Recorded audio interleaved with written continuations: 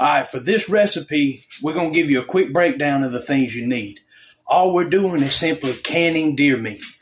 We love it as a family, and I'm telling you, if you can't get your wife and kids to eat it, this is the best route because it tastes exactly like stewed beef and rice.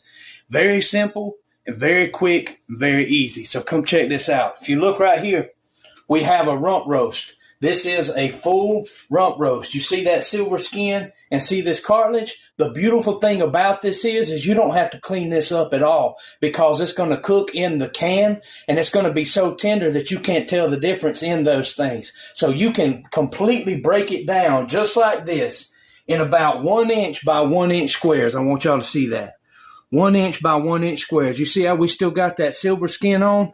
I'm telling you, you'll never know it's on there. Now, if you're prepping this for something else like a roast or steaks, I always clean that stuff up. But for this recipe, you don't have to. So you need deer roast or whatever you set aside for stew meat.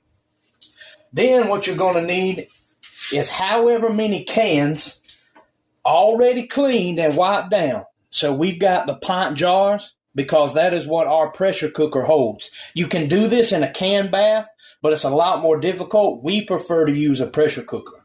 So get your cans nice and washed with fresh lids and new seals. Gotta have that. Next you're going to need is your pressure cooker. Whatever you got for pressure cooking, if you have a can bath, we can do another video for that. But this is specifically for a pressure cooker. You're going to be getting 10 pounds of pressure and get that train going. I'll show you what I mean by get that train going. Next, you're going to need canning salt or uniodized salt. If you look on it, it will say this salt does not supply iodide as a necessary nutrient. Be sure it's uniodized salt or canning salt because that iodine, it'll turn your meat a funny color. It's not going to hurt it. It just looks different. Then you're going to need beef broth. Good old beef broth. I'm telling you, this recipe is simple yet delicious.